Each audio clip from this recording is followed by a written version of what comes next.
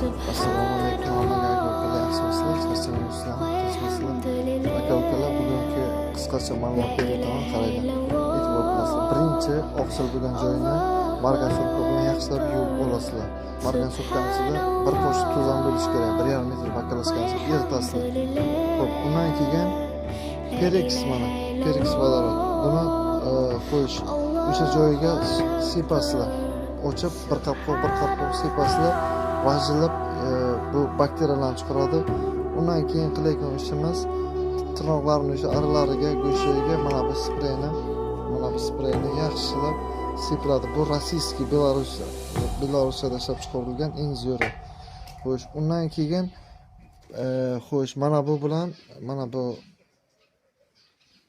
kraskaga o'xshaydi, lekin bu mana bu holatda bo'ladi, mana ko'ringlar, mana bu holatda bo'ladi.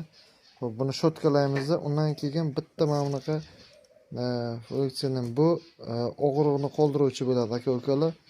Poddershka qilamiz, layklarni uramiz. Chorvadorlarga jo'natib qo'yamiz.